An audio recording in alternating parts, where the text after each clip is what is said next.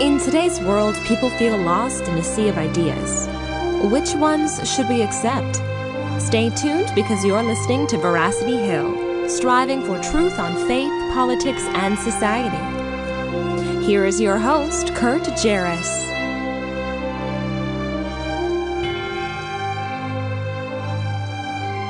Well, a good day to you, and thanks for joining us here on another episode of Veracity Hill, where we are striving for truth on faith, politics, and society. Very nice to be with you here. Episode 112. We are talking about gospel reliability. Before we get into today's discussion, I wanted to make an announcement yet again about the Defenders Conference coming up September 28 and 29.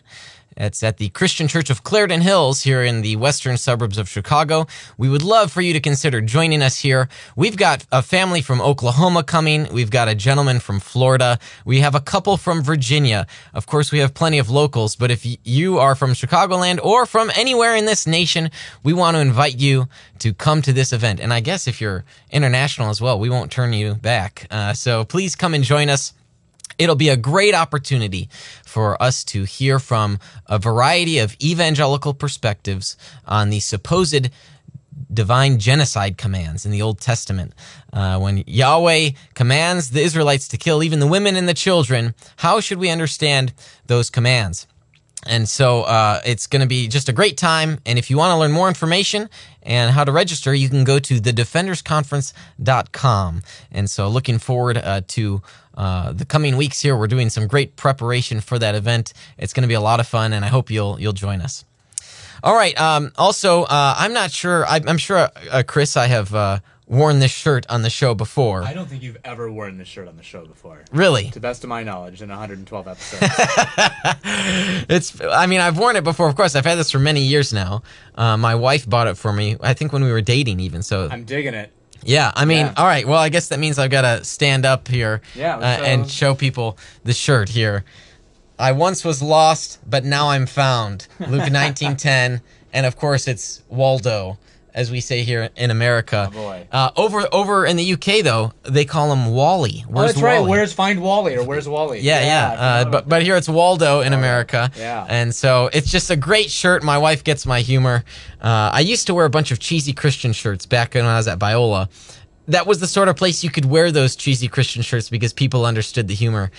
Out in the regular world though, I mean, people, they're like, oh, that's a John Deere shirt. No, it's not. Oh, that's a Back to the Future shirt. No, it's not. Back when the Wii was hot and happening, I had a little me Jesus that said, he saved me. I think I actually own that shirt. I kid you not. Yeah, we should twin. I think so. I think Michaela's made me get rid of. Yeah, so I apologize for that. Okay. All right, well, let's get into today's program. We've got lots of questions here. We've had a number of listener submissions, so thank you for those that have submitted their questions ahead of time for our guest. He is none other than the Distinguished Professor of Christian Origins at Houston Theological Seminary at Houston Baptist University. He's written numerous books, too many to be named, a number of them that stick out to me and that I own: Fabricating Jesus, How Modern Scholars Distort the Gospels, Who Was Jesus? A Jewish Christian Dialogue, and others. He is Craig A. Evans. Craig, thank you so much for joining us on our program today. No, you're very welcome. Good to be with you. Thanks. So when I had announced that you were going to be joining us on our program today, one of our followers, Joel, he hasn't heard of you, and one of the questions he asked was, who is Craig Evans? So tell us a little bit about yourself and your background. Well, I grew up in California. I went to one of the Claremont colleges. I was originally going to go into law, and so I was gearing up for law school. But in my senior year, I felt very strongly called away from law and to go into Christian studies, Christian ministry. I went to seminary instead. I really enjoyed it. I went up to the Northwest to do that. And what the big surprise was, I enjoyed the Greek, the Hebrew, all that stuff, the academic stuff, especially the Jesus and the Gospels, keenly fascinated with all that. So I returned to Claremont when I finished my MDiv, Master of Divinity degree, to pursue a PhD at Claremont because there were people there who were well known in historical Jesus work, such as the late James M. Robinson. So I was there in the 70s, and when I was just about finished with my PhD, there was an opening in Canada for 1 year. It was at McMaster, where E.P. Sanders was, well known for his work on Paul and Palestinian Judaism. So it was a 1-year contract. I told everybody that we'd be in Canada for 1 year, and we were in Canada for 35 years, which shows you I'm not a prophet. And it was great. That 1 year, though, at McMaster gave me a chance to get, some lectures written up to finish my PhD. And so I went from there, still in Canada, out west to Trinity Western University in British Columbia, and I was there 21 years. And after that, moved east to Nova Scotia on the Atlantic coast, and I was at Acadia, which is a very elitist school, and I taught there for 13 years, and it was just a few years ago that we returned to the United States, and I've been, since January 1st, 2016, a professor, as you mentioned, at Houston Baptist University. I continue with my studies in Jesus and the Gospels and things that are related to that, like archaeology and the Dead Sea Scrolls, early Jewish literature, and that sort of thing. And so it's a lot of fun. I enjoy it, and I've published a number of books. I'm the editor of a number of books and various journal articles, reviews, chapters, and other books, and so on. So I'm busy. I go to Israel almost every year. I've been to Israel maybe 25 times. I've actually worked in dig sites as a volunteer, so I find it rewarding and exciting. And and one of my burdens too is I think it's important that scholars get out of the ivory tower and speak to people who sit in the pews, people who walk the streets, and not just be scholars who talk to one another. Of course, that runs a risk. Once you popularize something and try to explain to lay audiences, there will be people who don't like the explanation because they haven't heard it before in church. Chances are their pastor knows it, learned it in seminary, but doesn't want to ruffle any feathers, so doesn't talk about it. And so one of the issues has to do with how do we understand the Gospels as history. And if our people in the churches don't understand that, they're easily victimized by dumb stuff that comes out, like Dan Brown's Da Vinci Code, or Bart Ehrman and misquoting Jesus, stuff like that comes out that scholars know, is a lot of nonsense. Scholars are too busy up in the ivory tower doing their Greek and their Hebrew and talking to each other. And meanwhile, people at the popular level are creating a lot of confusion. So once in a while, we need to parachute down, get down to earth, find out what's going on, and speak to these issues. And it really helps. I mean, it's rewarding. People say, oh, thank you for explaining that. I was about to lose my faith. Now I understand what's going on. But there will be pushback from the hard right because they're hearing something they haven't heard before, they don't like. And so they'll push back and say, oh, you're on the side of the devil, you're doing bad stuff. So anyway, that's the risk you take. And, I'm a big boy and I've had mud thrown at me, so I don't worry about it. It's okay. Anyway, there you go. That's who I am.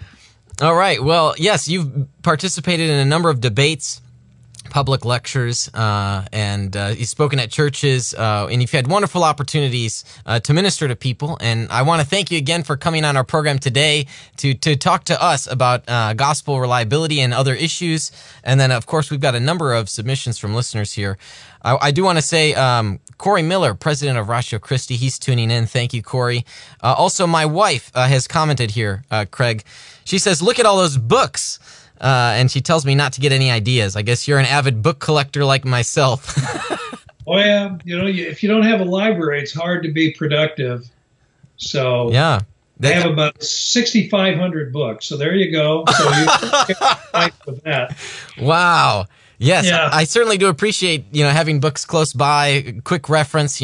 I'm currently a doctoral student, so having something just really that I need to look up sort of right now while I'm focusing on this can be important. But 6,500 books, oh my goodness. So you've got a library. I mean, that's stellar. That's awesome. So much better than the man cave. I prefer the men's study. At any rate. Okay, so let's talk about gospel reliability. What are some of so we have the Gospels. Let me introduce the question here. We've got the Gospels here. There are these 4 works, 4 books within a book. They come to us from apparently the 1st century. Some scholars, some in the ivory tower, think 2nd, maybe 3rd century. But when we see these Gospels, what reasons do we have for thinking that they are in fact a reliable source for the life, teachings, and ministry of Jesus of Nazareth? There are several different indicators that complement one another that tell us that these Gospels are reliable sources. They're early. There are connections to eyewitness accounts. And so from a historian's point of view, right away, they're in the arena and should be taken seriously. But for me, what really becomes an indicator that the Gospels are reliable, you can compare them to Gospels that clearly are not, that are written later, 2nd and 3rd centuries, which have fantastic stories that are that just make historical blunders. Yeah, by fantastic there, you don't mean like fantastic great. You mean like fantastical, like fantasy, these huge exaggerations and just myth in the classical sense. Well, yeah, and of course, the real key is verisimilitude, a word that means that any document that is claiming to be something exhibits realism and is true to reality, where you can test it. And so the Gospels, of course, can be tested. There's supposedly all these stories about this person named Jesus and his disciples and friends and acquaintances. He's in various villages. There are actual places that are named, landmarks, bodies of water, hills, cities, and so on, roads. And customs, all sorts of traditions and so on in his world. And so if the writers actually are just making it up or don't know what they're talking about, they maybe wrote 100 years later, they don't know anything about early 1st century Jewish Palestine, they're going to make all kinds of blunders and mistakes. Well, these gospel writers don't do that. They're accurate. In fact, so accurate, you might say the Gospels exhibit so much verisimilitude that people with a lot of skin in the game, archaeologists, I always like to cite them as an example.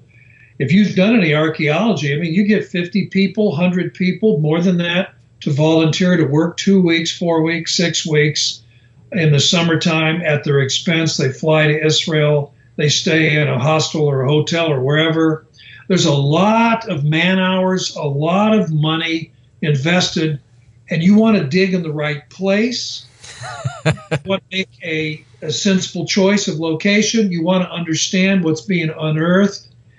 And so any written source from antiquity that is reliable, you're going to use. And what the archaeologists do, and they might be Jewish, they might be Christian, they might be, no affiliation religiously of any kind, agnostic, whatever.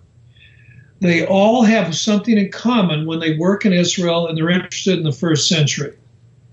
They make use of Matthew, Mark, Luke, John, the book of Acts, and Josephus, the Jewish historian. They use those 6 works all the time, all of them, without exception. You're saying here that even Jewish archaeologists will use the Gospels because they are so reliable on the geographical details and historical descriptions. Is that fair to say? That's right. And I've heard one of them say, look, theologically, religiously, hey, I don't have any dog in the fight. And so you can talk about faith or no faith. As far as Jesus is concerned, that's not of interest to the archaeologist. He makes use of Matthew, Mark, Luke, John, Book of Acts, because they describe real people, real places, real events. They provide information about where to dig and how to understand what gets dug up. And I find it so interesting that it will be liberal Christians who are far more skeptical of the Gospels than secular Jews who are archaeologists. I think that's really funny. And it's because the first group, the liberal, doesn't know archaeology, hasn't been to Israel, and hasn't seen anything. So they just go along with whatever the baloney is out there that says, you can't trust the Gospels.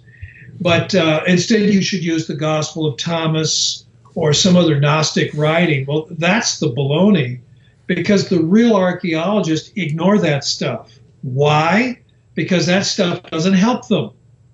So I have never met an archaeologist who says, man, I wouldn't know where to dig if I didn't have the Gnostic Gospels as a guide. Well, that's silly. Because those writings exhibit no verisimilitude. But Matthew, Mark, Luke, and John, even though John is in terms of genre a bit different, John is loaded with useful historical data and archaeologically related place names, topography, and so on. And of course, the book of Acts, because you got people running around in Jerusalem, Caesarea Maritima, and so on. And so the book of Acts is a useful guide. So, and Josephus corroborates it. That's another point. When you do have other historical sources, you can compare them. So the Gospels exhibit verisimilitude. They are supported by other writings like Josephus. And then there's an internal logic. I mean, we got 4 of them. They're not talking about 4 different Jesuses. It's obvious they're talking about the same one. So you start putting it together, and it makes sense. And by the way, there's a roughness, too, I sometimes call it. It just doesn't sound like somebody sat down and said, let's really smooth this over. And let's get rid of all the bumps, all the warts, and make sure this is really pristine and smooth. Nobody's done that. And so that smacks, I think, of reality, honesty, telling it like it is. Sometimes the disciples look like morons. Well, sometimes they were.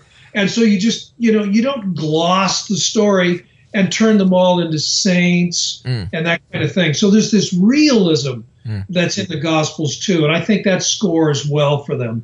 Nice. Great. Now, you talked about how the Gospel of John is a little different, and ample scholars are willing to concede that John, in comparison to the Synoptics, is doing something different. Now, what exactly that is that John is doing is something that scholars have debated, and you have an interesting take on it. So maybe tell us a little bit about those variety of interpretations of John. I'm sure some just dismiss it outright as, like legendary material. Others would say, let's say if you go to like the ultra-conservative view, you might say that they're just like the Synoptics. And so sometimes when you try to harmonize them, you get into some difficulties. But tell me more about the different perspectives on the Gospel of John. Well, first I'll start with something very basic. My challenge would be to anyone who's interested in this, whatever your view happens to be, sit down and read the 3 synoptic gospels. Just read them bang, bang, bang, side by side, read them, and then without, taking a break, just read John.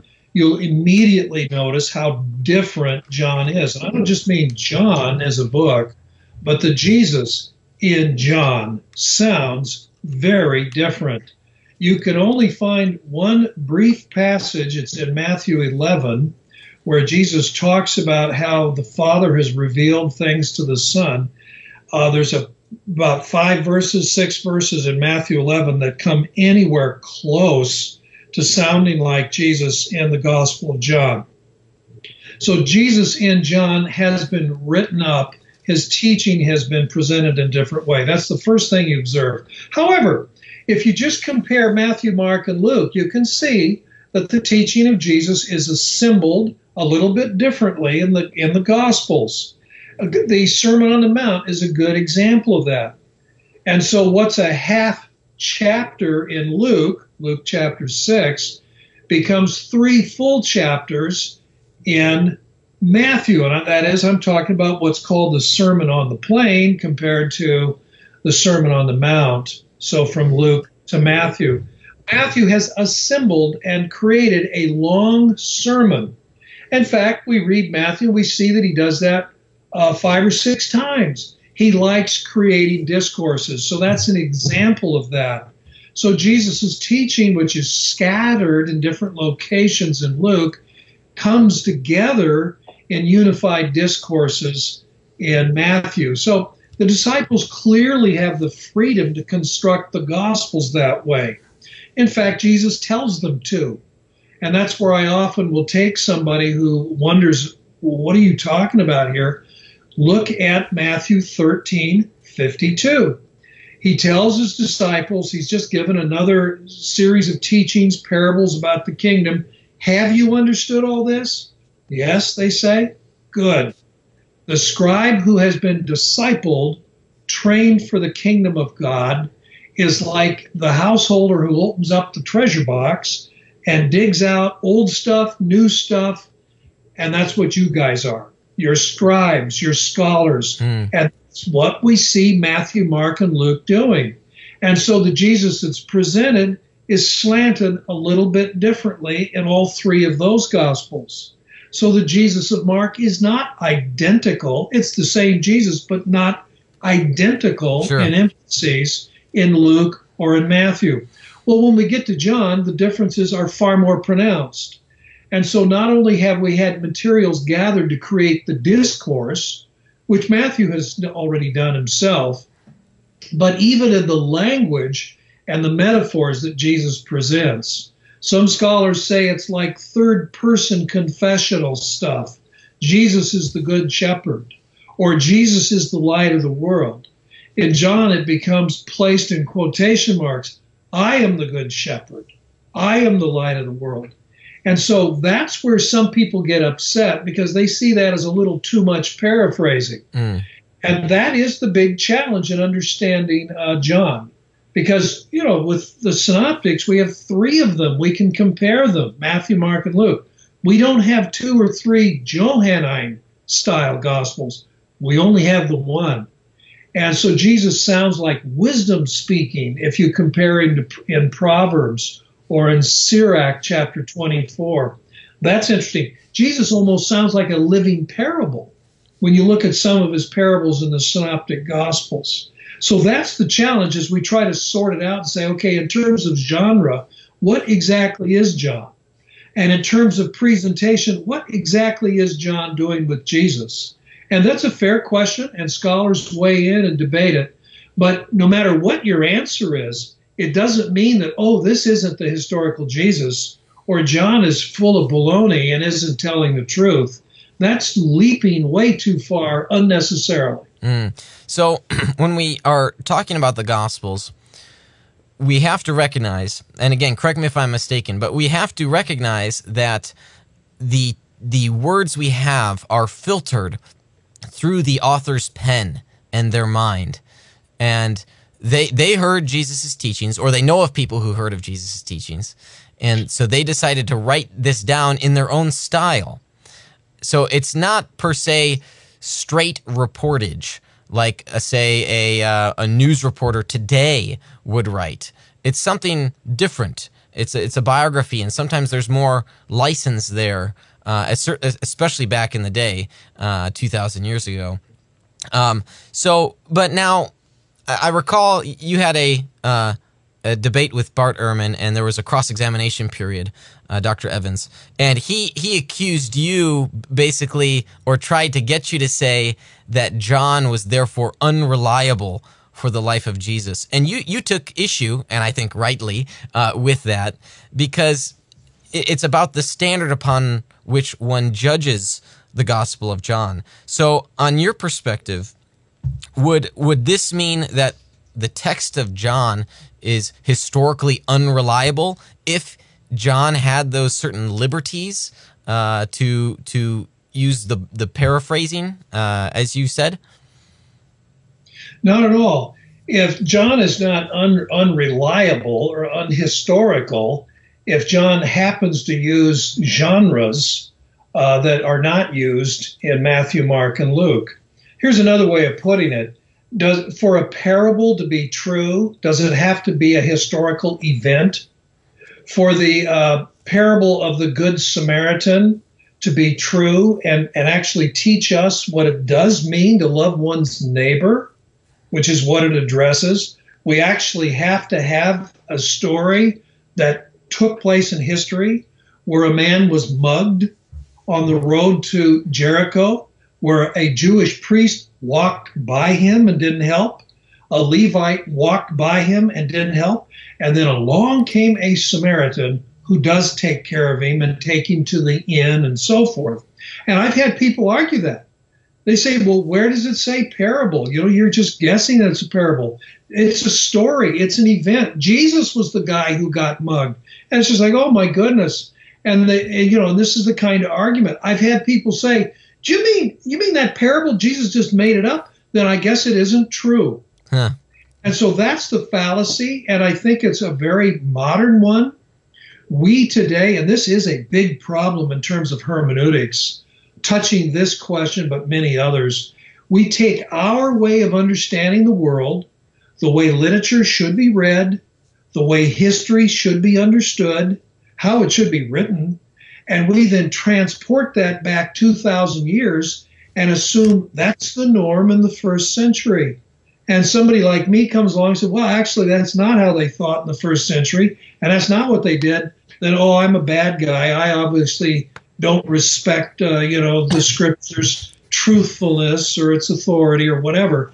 But the problem is this imputing modern ideas into ancient texts. That's the problem. So you would say then that the Gospel of John itself is, I know you wouldn't use this terminology, but it's kind of like a parable insofar as John had the freedom to present Jesus' teachings, or even the teachings of, you might say, the early Christian community, in a way that was nevertheless truthful about who Jesus was. Is that fair? Yeah, John, I wouldn't say he's taken liberties. I'm just saying John has presented Jesus. I don't know if he knew of the synoptic gospels. That's a debate in itself. Mm-hmm. I'm not real sure if he probably knew of them, but whether or not he'd ever read one of them, I don't know. But in any case, he has chosen to present the Jesus story in a somewhat different genre. And of course, he makes it very clear at the beginning with his 18-verse prologue, which is nothing like what you find in Matthew, Mark, or Luke. And so Jesus comes across almost like a talking head, these long discourses that are very full of metaphors, some of them reflecting the Old Testament. By the way, most of them reflecting what Jesus in the Synoptics does teach. And so you can see how, this is the historical Jesus, this is the content of his teaching, and it's being presented in terms of genre in a different way. So that it almost sounds like he's wisdom talking in Sirach 24. I came out of the mouth of the Most High. The Most High said, pitch your tent and dwell in Israel. Say, I'm a fruitful vine. Well, Jesus now talks that way. Yet you can trace the parallels, and Craig Blomberg and others have done that, and you realize, wait a minute, that's Jesus' teaching. You can see it in the Synoptics. It's just being presented in a very different way in John. My critics, and there aren't too many, but there are a few out there, they say, oh, well, if it's not tape recorded word for word what Jesus said, then John is being false. You're saying John isn't true. John is misrepresenting Jesus. And that's the kind of, I don't know if you want to call it fundamentalism or rigidity or whatever it is. That's the part that I find problematic. So we've had a couple questions here about this. Jonathan's got a question about discourses. You mentioned discourses, and I've got a question for you about some background to a debate you did this last spring. But we've got to take a short break here, just a 2-minute break from our sponsors. When we come back, we're going to talk about discourses and some other questions from those that submitted this week. So be sure to stick with us through this short break from our sponsors. You're listening to Veracity Hill, striving for truth on faith, politics, and society.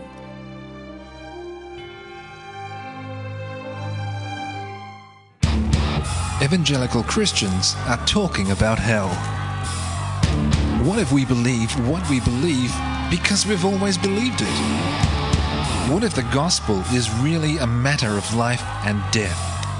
We want you to open your mind, open your Bible, and rethink hell. At rethinkinghell.com, evangelicals look at what the Bible says about hell, putting conventional and controversial views to the test.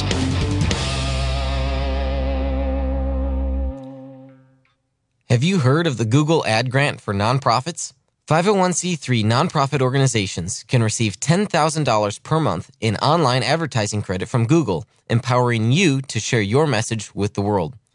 At Defenders Media, we partnered with Nonprofit Megaphone, an agency focused solely on Google grant acquisition and management. They got us approved for the grant and now manage ad campaigns, bringing hundreds of new people to our websites each month. If you are eligible, Nonprofit Megaphone will acquire and manage the grant for you for a month for free to see if they can help you too. Visit nonprofitmegaphone.com to learn more.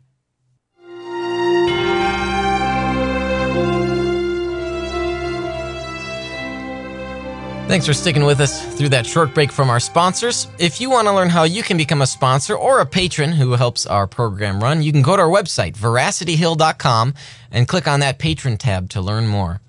All right, well, on today's program, we're talking about gospel reliability, and I'm joined by Dr. Craig A. Evans at Houston Baptist University. He is the Distinguished Professor of Christian Origins there, and he's written numerous books, a prolific writer, and obviously prolific reader. If you've been tuning into our program, you can see his bookshelves behind him. Now, Dr. Evans, this is something I did not mention to you. We do a short segment on the program called Rapid Questions, where we can ask you just some short questions to get to know a little bit more about you. And we only do this for about 60 seconds. So I hope that's okay with you. And we'll learn a little bit more about you. So I'm going to start the game clock here for our own sake, and I'll ask the first question. Taco Bell or KFC? Taco Bell.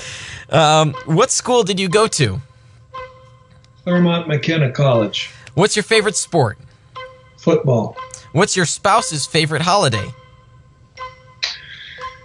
Christmas. What's your favorite movie?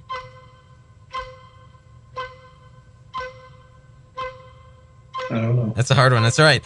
Do you drink Dr. Pepper? I used to. Have you ever driven on the other side of the road? No. Pick a fictional character that you would like to meet. Indiana Jones. What's the one thing you'd be sure to keep with you if you were stranded on an island? I don't know. The Hokey Pokey, the Electric Slide, or the Macarena? Macarena. And if you were a baseball pitch, which one would you be? Sandy Koufax. Oh, okay, nice. A pitcher, yeah, very good. He was a great pitcher back in the day. You said your favorite sport was football. What's the team that you root for? I tend to root for the Patriots. Oh, that breaks my heart. I was rooting for them even in California before moving to Nova Scotia. Is that right? Nova Scotia's in eastern Canada, so the Patriots. They were the team for you, yeah. Nice. So, I've rooted for them for 40 years. Wow. So you've had a great couple decades then with Tom Brady at the helm. Yeah. Okay, so we're talking about gospel reliability. And shortly before we had to cut to a break, we started to get into, we were talking about the Gospel of John, and we got into a little bit the mentioning of the discourses here. Now, you mentioned here that Matthew certainly writes his own discourses, but in John, you have discourses of a different style. And in your debate against Lydia McGrew this past spring on the Unbelievable program, hosted by my friend Justin Brierly, you said this about the I am statements, and I've got it queued up here so the audience can listen to this for about 30 seconds. Of course. In John's Gospel, and this is one of the most distinctive features about John, is where Jesus just begins to speak at length. Nothing like this in the Synoptics and Matthew, Mark, or Luke. But in John, Jesus will say, I am the light of the world, and he'll go on and on and on for many verses. Or, I am the bread of life, and he'll go on and on for many verses explaining what that means and in what sense he's the bread of life coming, from heaven and everything else. I am the truth. I am the way, the truth, and the life. I am the resurrection of life. these are the I'm the Good Shepherd. These are the I Am discourses. There are about 7 of them. And they're very thematic. They're very theological. All right. So there you say that the I Am discourses, they're very thematic, they're very theological. Specifically here, though, that Jesus goes on and on and on for many verses. Now, Lydia, your interlocutor in that debate, and her followers have taken you to mean that Jesus is speaking monologues. And this is a point that she criticizes you for in multiple blog posts, including one which she has called, the title of which is The Myth of the Monologuing Jesus, or something like that. So, would you say that's a fair assessment of your interpretation of the I Am discourses? Is Jesus speaking in monologues? No, I'm not sure where that came from. I don't even remember that she brought that up in our debate. Now, maybe she did, I forgot, but that's not my point any more than when I talk about discourses in Matthew, the 5 major 6 discourses, however they may be counted. And so it's assembling Jesus' teaching, and a discourse is created. But the historical Jesus talking, who says these things, there would be questions. There'd be a dialogue. He's teaching, and there would be questions. He asked questions of his disciples. What do you think? What about this? What would you do? Do you understand this? So Jesus is very likely a dialoguing teacher. I've never even thought about monologue as some kind of a genre or something, so I don't know where that's coming from. I get the sense that Lydia wants to create as much difference as she can between the two of us. I don't know why. I think that's too bad. It could be that she doesn't actually have training in the field. Sometimes, when I debate a layperson, you get that you notice the lack of nuance. Because there is not the expertise that you're forced to deal with and rise to the level. And so there's a nuance that you learn when you're doing doctoral level research in a field. She's a smart lady and she knows math and things like that. So I'm not trying to say she's not too bright, not at all. And she has some interesting ideas. I even endorsed one of her books. So it's not like I'm saying she's wrong about everything. I just don't understand why she wants to drive such a deep wedge between our respective positions. But I think I need to be really clear. This simplistic approach where you try to harmonize everything, piece it all together so you end up with a verbatim quotation. There's a book came out in 1969 called Life of Christ in Stereo by Johnston Cheney. Very naive book. It doesn't understand what the Gospels are. It doesn't understand historiography. That is how history was written 2,000 years ago. It's not the same as it is now. Mm-hmm. It does not understand pedagogy. And so things that we stumble over, get upset about, that was a non-issue 2,000 years ago. And of course, we reinforce it. I do in my world. I tell my students, if you're quoting somebody, it's word for word, put in quotation marks, provide a footnote. Right. That could be done 2,000 years ago, but that typically wasn't done. Jesus instructs his disciples to learn what he's saying, but not just repeat it word for word, but to internalize it so that they can paraphrase it accurately and adapt it in situations. Different languages, different cultures, Gentiles who don't understand the Jewish world. And I think the disciples did a good job of it. And we see that in the 4 Gospels that they produced. So just to clarify, when you said that Jesus will go, quote, on and on and on for many verses, what you mean there is something like it's the same scene. He's still talking with these people for an extended period of time, as opposed to maybe the synoptics where things are different, but you don't mean that he's monologuing.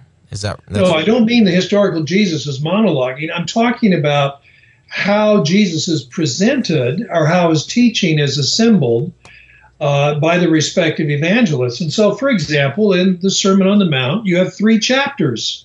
Chapters 5, 6, and 7. Jesus is never interrupted. He doesn't say, hey, let's take a break for a moment. He just talks on 3 chapters. Well, that's Matthew. If you and I could get in a time machine and go back to Galilee and find that sloping hill where Jesus is sitting down, number one, we'd find out he did it many times. So there wouldn't be just one day at the Church of the Beatitudes today, where it is overlooking the Sea of Galilee. One day he rattled off 3 chapters, and that was the end of it. It doesn't take very long to read it, 15, 16, 17 minutes. Do you think Jesus ever preached or taught for 15 minutes or less? I doubt it. And see, my point is how the evangelist has taken, assembled the teaching, and created a discourse from it. And that's what some people stumble over, because I think, and even Bart Ehrman, there's still a default position that harks back to his fundamentalist youth. Yeah. That it's got to be a tape recording. It's word for word. The manuscripts have to be copied word for word. And if somebody has slipped up and wrote the wrong word, or somebody has paraphrased something, that's a red flag. That's a mistake. That's a problem. I know Bart has moved on. He's more sophisticated than that, obviously. But I still think there's a fundamentalist default setting that still lingers even with him, and clearly in the case of Lydia and others like her. Yeah, and that's a great point about Bart Ehrman, and I've made that point online as well, that at least maybe in his more popular books, he still presents himself as a fundamentalist. He has those fundamentalist assumptions and standards that he employs on the text, but the scholarly Ehrman knows better. So it's really, there are 2 different Barts out there. So maybe it's a good way of selling books, I guess. Yeah, I think so. All right, so we've had a number of submissions from questioners, even folks tuning in right now, who are asking questions of you, and we won't have time to get to all of them. So I've taken a few here with the remaining time here. We've got maybe 20 minutes. We'll just go through a number of these questions with you. So Caleb, who's watching right now, he asks this question about the pericope adulterae, which for those tuning in, that would be a reference to the woman, to the passage of the woman caught in adultery. Can Dr. Evans explain why the woman caught in adultery story is still included in our texts today, even though it's not in the earliest manuscripts? I think I can explain that. When the Greek New Testament was handed down and became very common in the Byzantine period and beyond, that passage, John 7:53 to 8:11, was in the text. In some manuscripts, it was in a different location, and in a family of manuscripts, it's even in the Gospel of Luke, by the way. But by the time, you might say, an official Greek text was put together and printed by Erasmus in 1516, every manuscript that Erasmus looked at had that passage, so it never occurred to him that it might not be original. So he printed the Textus, what becomes known as the Textus Receptus, several editions. It was in all the English translations, German translations, French translations, and so on. And so it wasn't until we get into the 19th century, so we're only talking about maybe 150 years ago, when we have these much older manuscripts that come to light, and we notice, hey, that passage isn't there. And then the papyri begin to be discovered in the 20th century especially, and P66, which is a very, very old copy, it's most of John, they're a little bit missing, a few pages, and it goes from John 7:52 to 8:12 without any interruption, just flows right straight through it. The passage is gone. And so we begin cataloging all these manuscripts, find a whole bunch of them, and we find out, wow, it's either missing or in a different location or in Luke. And then scholars looked at it and read it carefully and said, you know what? The language, the grammar, the vocabulary is a bit different from the way John is everywhere else. So that's why scholars have concluded it wasn't original, but everybody's familiar with it. It's been in the Bible for 18, 19 centuries. And so some Bibles will just go ahead and leave it in with brackets and a footnote, Others will leave it out, but they'll put it in the footnote and say, well, some manuscripts have this. And I think that explains it. People would be bothered if it's gone, but people need to be told it probably wasn't in the original John. Caleb, I hope that answers your question. There's also another segment of the Gospels in Mark's Gospel at the end where you get a similar bracket reference to the ending of Mark. And so James's question is actually on that. So what's your position regarding the last 12 verses of Mark? Well, the last 12 verses of Mark, and that would be Mark chapter 16, verses 9 to 20, that's a bit more complicated. Unlike the passage about the woman caught in adultery, in this case, we actually have second century church fathers quoting pieces of the last 12 verses. And so there's a possibility that something like that did exist in the original Mark, which means how did it get lost? How did we just end up at 16:8 where the women don't tell anybody or don't say anything because they're afraid? And that's kind of an odd anticlimactic way to stop. And then we have our two oldest complete manuscripts that have all of Mark, and they're 4th century. And when you come to that point, Mark 16:8, there's a big blank column. And one wonders if these two scribes writing at about the same time, 330, 340 AD, something like that, if they sense that, there is more to Mark, I just don't have a manuscript that has it. Because Mark is very, very underrepresented among the manuscripts. Matthew and John are the big boys. Well-known, very influential. So I really don't know. I suspect Mark did not originally end at 16:8. I suspect that verses 9 through 20 do represent a later construction, but those verses may contain parts of an original conclusion, and how that original conclusion got lost, I don't know. So see, I don't have a real simple, straightforward answer for this one. Yeah, no, and that's, I think it's telling that some of us just don't have a clear-cut answer. There's no rigid, the truth is more complex in some cases, and sometimes these concerns that we might have aren't so simple to answer, and I think that can help lend to the authenticity of our faith here, that we're being realistic. I know, say in like Islamic apologetics, things are very rigid. They always have an answer, and so that's, something to consider here. While we're talking about the Gospel of Mark, we had Ryan and Elijah. They were wondering if you could talk about the famous, or perhaps now infamous, Mark fragment that we recently heard a bunch of news about a couple months ago. Well, okay, glad to talk about that. And I've been quoted and misquoted in the media in the last couple of years, and insulted and misrepresented in some blogs. So it's nice to have the chance to set the record straight. What happened was this fragment, it got mislaid, it got mixed up amongst the boxes of papyri taken back from Oxyrhynchus, Egypt. So we're not certain which time Grenfell and Hunt dug it up in the early 20th century. But in any case, this fragment was identified, or at least looked at, in the early 1980s by an Oxford papyrologist, and he didn't recognize what it was. He just saw this one leaf of Greek, and he scribbled a note saying it's probably 1st or 2nd century. Okay, so I want to make that clear. And by the way, that's Revel Coles, R.A. Coles. So I didn't date it, as some people falsely claim. A well-known Oxford papyrologist dated it more than 30 years ago. He said this is probably 1st or maybe 2nd century. Now fast forward a bunch of years to 2011, and another one of the Oxford papyrologists, Dirk Obink, he decided, I'll try to publish this. He looked at it and said, yeah, I think it is 1st or 2nd century. Hey, wait a minute, it's the Gospel of Mark. Huh.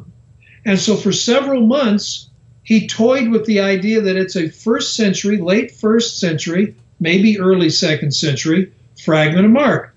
Well, that wasn't me. That was Dirk Obink. This was later shared with Dan Wallace, and he announced it publicly, and that created a big hubbub. That was 6 or 7 years ago. Right, yeah. Well, I contacted Dan. I said, is this true? He said, yes, I've seen it myself. And an Oxford papyrologist says it could be late 1st century or maybe early 2nd. So having got that confirmed, I then repeated that. Well, about a year later or so, that Oxford papyrologist began having second doubts. He's not too, maybe it is late 2nd century, not late 1st. Well, it's been published, as everybody now knows, just a few months ago. I have it in my library, okay? And yes. Well, which books don't you have in your library? And it's dated as late 2nd or maybe early 3rd century. Which is still good. That makes it the earliest fragment of Mark. So where is the downside here?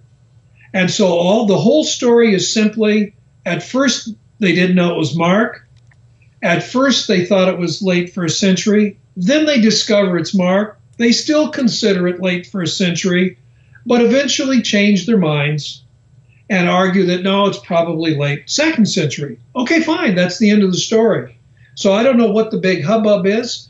It's a few verses from Mark chapter 1. I'm publishing them in a book I'm working on called Jesus the Manuscripts. It's a good story. I hope we find another one like it. Yeah, that's great. All right, we've got some more questions here. Why don't we go to Nathan here while we're talking about manuscripts? Nathan asks, what are your responses to the criticisms you've received on your theory of how long New Testament manuscripts were in use? And maybe you could provide a little background context for us. That's a very academic, well-informed question. Yeah. Of course, not in the real world, but in the blogosphere, I've had 2 or 3 smart alecks say things, and anyway, whatever. It's the way it goes. Give us some background. What's going on here? Well, Tertullian, the church father, in Latin, writing at the end of the 2nd century, about the year 190, he's complaining about people who distort Paul's letters. And he said, I know what I'm talking about because the autographs, the originals, still exist. And he actually names the letters and the cities where they are. He references about 7 letters in 5 different locations. And so he clearly implies that the originals are there. Well, some people find that hard to believe. Well, what I've done is I've looked at the archaeological evidence of Oxyrhynchus, where we have stratigraphy, and we know how long manuscripts were in fact in use, literary manuscripts. And I've looked at some ancient statements that ancient writers who aren't Christians, Greeks and Romans, that they say. And the evidence is clear that manuscripts in antiquity, if cared for at all, could last 200 or 300 years. So what I suggest is Tertullian is not blowing smoke. He actually knows what he's talking about. There's another patristic tradition that says the autograph of John's Gospel in Ephesus was still around after 200 years. And so I cite that evidence for it, and I marshal everything I could find from antiquity where people talk about like autographs of Aristotle, autographs of other writers in existence for anywhere from 100 to 200 or 300 years. Now, some of the pushback is well, Evans, could be right for Egypt, but for nowhere else. And that's a gross misunderstanding because the evidence that I cite isn't from Egypt. That's the archaeology, but the literary evidence is from Italy and from Greece and from Asia Minor, where it occasionally rains. It isn't bone dry year round like Egypt. And so that's where they're wrong. And so unless you want to say all of these ancient writers, Galen and Pliny and etc., they're all just a bunch of stupid liars, you have to take seriously what they say. What Egypt gives us, because it's dry, is we have manuscripts that are 2,000 or 3,000 years old. And so that's why the stratigraphy works. We can find 1st and 2nd century AD manuscripts in a 5th century AD level in the excavation. Well, that's wonderful. So we have hard evidence of longevity in that case, and we would never find that in Europe because it's too damp. But the ancient sources should be taken seriously. When they talk about 200 and 300-year-old manuscripts, I don't think they're stupid. They're not lying. And oh, by the way, now that we're doing MRIs and X-rays of the carbonized scrolls at Herculaneum in the House of the Papyri, as it's called, the Villa of Papyri, we can see the letters clear enough to date the handwriting. And we all know when they got turned into carbon, that was the year 79 when Vesuvius went off. And guess what? We have dozens of book rolls in that library that were 200 and even 300 years old when Vesuvius blew its stack. And that's Italy. Yeah. That's not Egypt. So I think it makes my point. Yeah, right.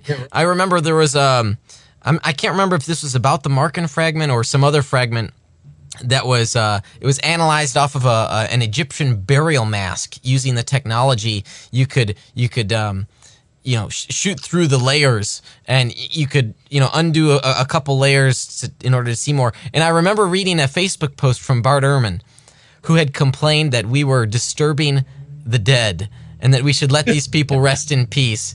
And I thought, how unbelievable for a New Testament scholar to say that, because for all we know, we could have discovered the earliest, fragment of some gospel, and he, as a New Testament scholar, should really want to know about that. He shouldn't have this respect for this, a burial mask from, almost 2,000 years ago. So I thought that was really quite telling of maybe his assumptions and his motives. Let me add a little bit to that. Some people might not know that some papyri are recovered from paper mache that was made in ancient times, and paper mache was used papyrus, because papyrus is expensive, and so you wouldn't buy sheets of brand new papyrus and then add flour and water. That's how, just like kids do today, and make that sticky paste. And so they would use used papyrus to make these mummy masks, the bodice, and other things like that. And so if you carefully pull them apart, and we have figured out how to do that without ruining the ink on the paper, you can recover old texts. And so, yes, it's controversial because the mummy mask, it's being destroyed. And so the beautiful masks, museum pieces, they don't touch, but stuff that's damaged or poor, they will. And we have recovered actually 2 or 3 Greek New Testament fragments from that paper mache. It's called cartonnage. But by the way, Mark, we don't know where Mark came from. There was confusion about that Mark fragment. We don't think it came from a mask. We don't know if it came from paper mache. It's a bit unknown. All right. Okay, we've got a question here from Seth. He's wondering if you could talk about Jewish burial practices and their implications for the burial of Jesus. Some have objected that Jesus would have been dishonorably buried amongst the criminals. Very good question. Yes, the Jewish tradition was if you were executed as a criminal, you would be denied honorable burial in your family or some other honorable place. Your body would be placed in a dishonorable tomb. That is the tradition. That was the Jewish practice. The Romans, of course, said, go ahead and bury him if you want. They didn't object to that. But here was the issue. This is why Joseph of Arimathea puts Jesus in a brand new tomb. That's an interesting loophole, because a brand new tomb, as Rachel Hachlili told me, who's an expert, a Jewish archaeologist, an expert on Jewish burial traditions, until a body is placed in the tomb, it isn't a tomb. It's just a hole in the ground. It's just a hole in the side of a hill. But when a body is placed in it, it becomes a tomb.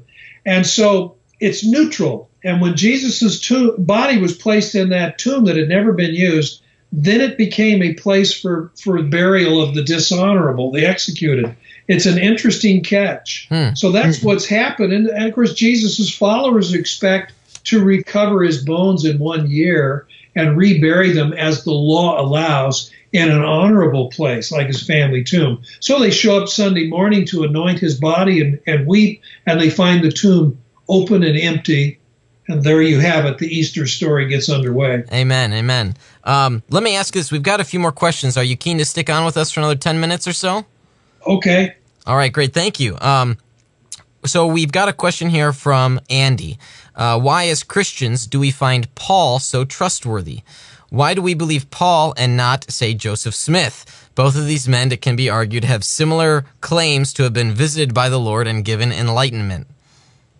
Well, unlike Joseph Smith, Paul has a lot of corroboration. Paul isn't acting alone, nor is he the first. And so Jesus appears to me, Paul says, last of all. And so there is a humility, even a depreciation, a deprecation on the part of Paul. I don't think you see in Joe Smith. Paul doesn't, Paul was not a liar and a deceiver, and he didn't die in an attempted jailbreak. So there's a huge difference, and Paul wasn't an advocate of polygamy. He didn't seize anyone else's wife. There's a huge difference in morals. I would rather compare Joe Smith with Muhammad. I think that's a better comparison. Paul, you see, has corroboration. Paul is submissive to the church. That's so clear in the book of Acts. There is a humility that runs throughout Paul. He deliberately avoids boasting, and that comes up in the Corinthian letters. He about goes nuts with the Corinthians and finally says, okay, if boasting is the only way to communicate with you, I'll tell you my story about ascending into the third heaven and seeing things that humans simply cannot repeat. So there's a lot about Paul I really like and respect, but he's not a one-man show. He's not a maverick. There's a lot of corroboration. So I don't see any comparison between him and Joseph Smith. Great.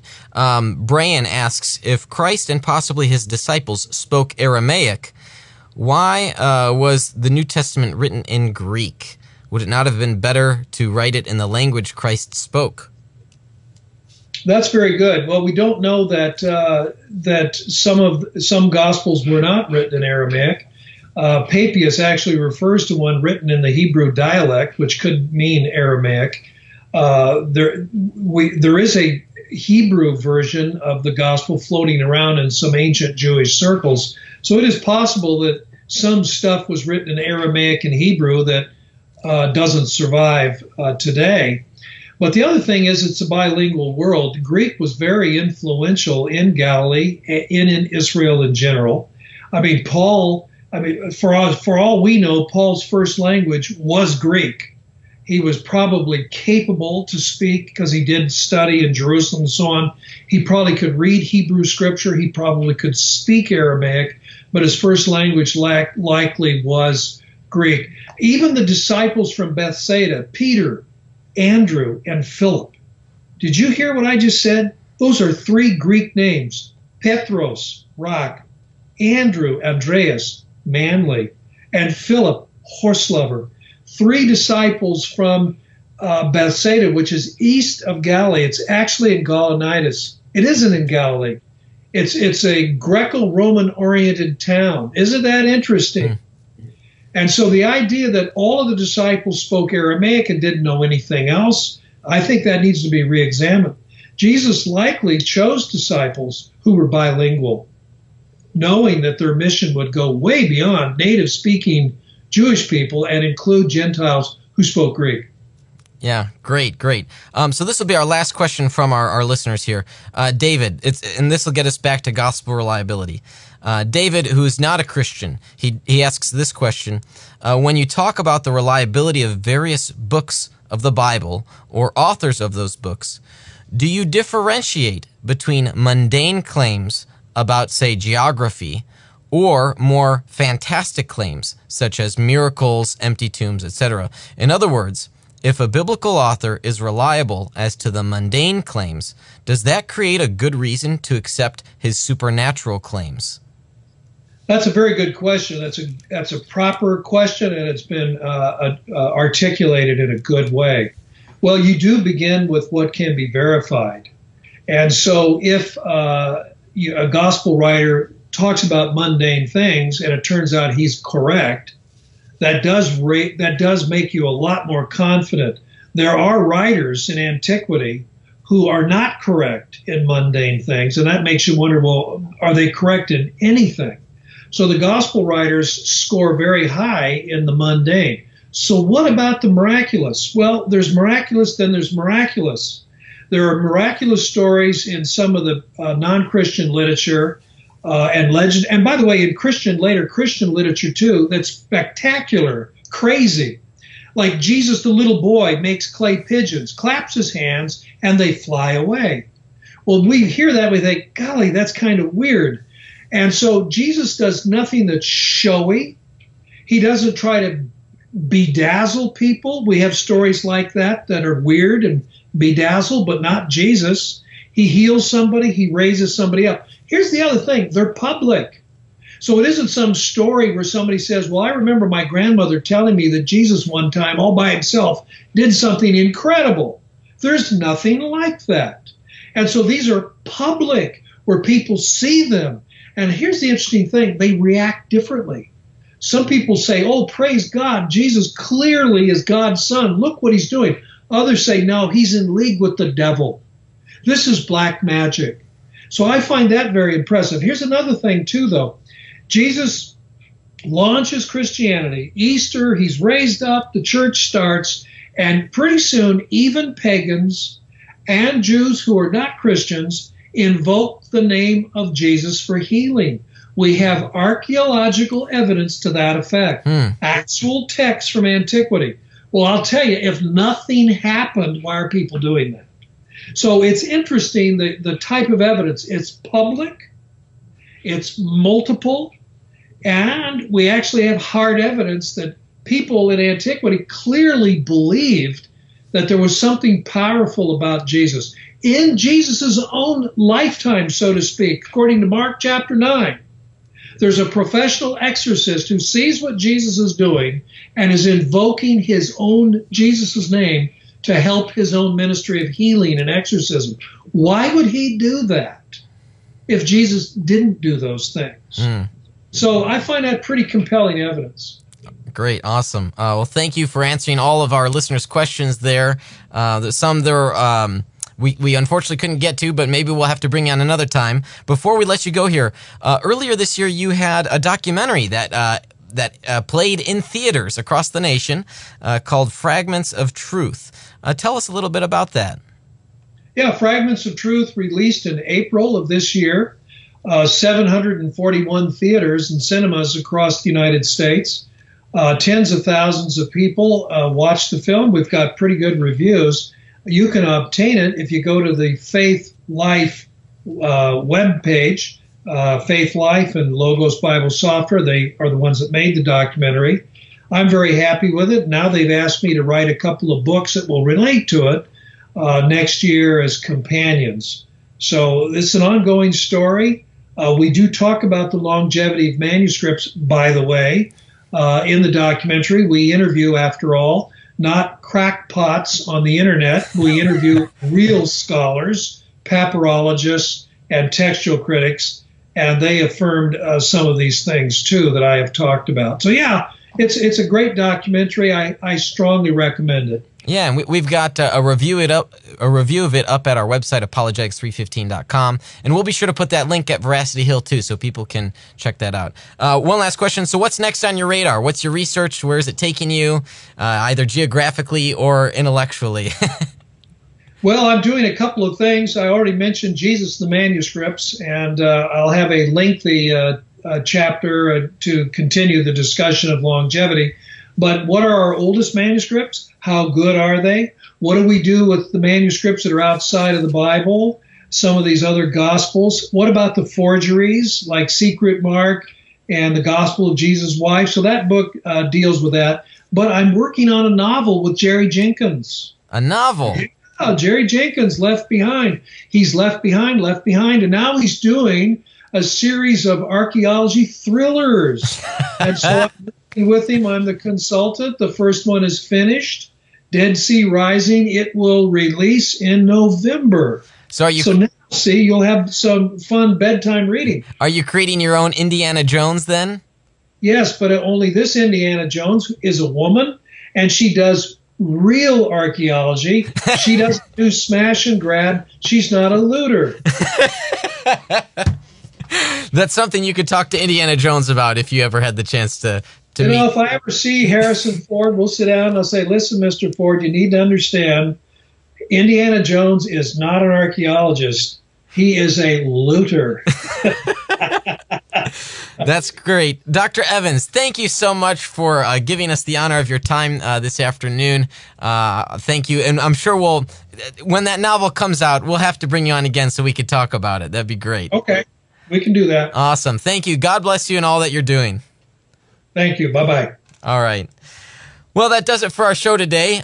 Before I sign off, let me mention this. Next week, we've got Cameron Bertuzzi of Capturing Christianity.